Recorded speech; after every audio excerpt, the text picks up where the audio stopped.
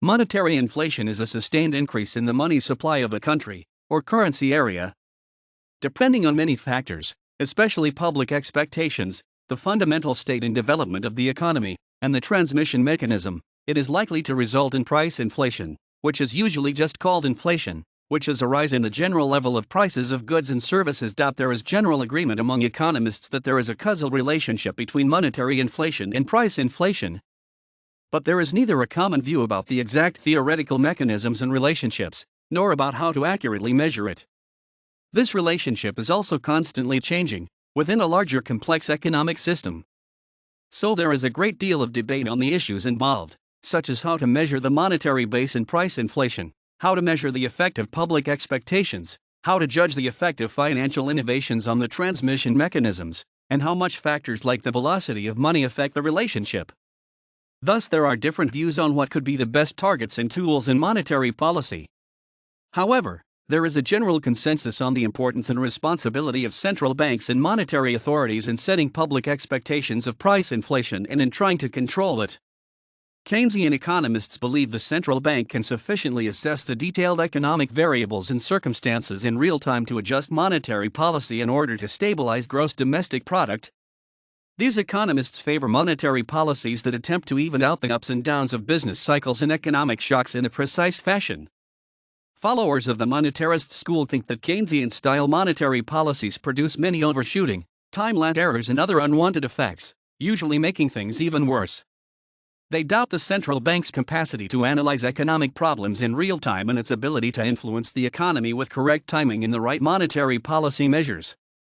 So monetarists advocate a less intrusive and less complex monetary policy, specifically a constant growth rate of the money supply. Some followers of Austrian school economics see monetary inflation as inflation and advocate either the return to free markets in money, called free banking, or a 100% gold standard and the abolition of central banks to control this problem. Currently, most central banks follow a monetarist or Keynesian approach, or more often a mix of both. There is a trend of central banks towards the use of inflation targeting. The monetarist explanation of inflation operates through the quantity theory of money. V equals P T \displaystyle MV equals PT, where M is the money supply, V is the velocity of circulation, P is the price level and T is total transactions or output. As monetarists assume that V and T are determined, in the long run, by real variables, such as the productive capacity of the economy, there is a direct relationship between the growth of the money supply and inflation. The mechanisms by which excess money might be translated into inflation are examined below. Individuals can also spend their excess money balances directly on goods and services. This has a direct impact on inflation by raising aggregate demand. Also, the increase in the demand for labor resulting from higher demands for goods and services will cause a rise in money wages and unit labor costs. The more inelastic the aggregate supply in the economy, the greater the impact on inflation. The increase in demand for goods and services may cause a rise in imports. Although this leakage from the domestic economy reduces the money supply, it also increases the supply of money on the foreign exchange market, thus applying downward pressure on the exchange rate. This may cause imported inflation. Modern monetary theory, like all derivatives of the cardinalist school, emphasizes that in nations with monetary sovereignty, a country is always able to repay debts that are denominated in its own currency.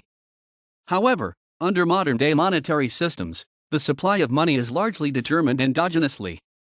But exogenous factors like government surpluses and deficits play a role and allow government to set inflation targets. Yet, adherents of this school note that monetary inflation and price inflation are distinct, and that when there is idle capacity, monetary inflation can cause a boost in aggregate demand which can, up to a point, offset price inflation. The Austrian school maintains that inflation is any increase of the money supply, i.e. units of currency or means of exchange, that is not matched by an increase in demand for money, or as Ludwig von Mises put it. In theoretical investigation, there is only one meaning that can rationally be attached to the expression inflation, an increase in the quantity of money, in the broader sense of the term, so as to include fiduciary immediate as well, that is not offset by a corresponding increase in the need for money, again in the broader sense of the term, so that a fall in the objective exchange value of money must occur. Given that all major economies currently have a central bank supporting the private banking system, money can be supplied into these economies by means of bank credit or debt. Austrian economists believe that credit growth propagates business cycles. See Austrian business cycle theory.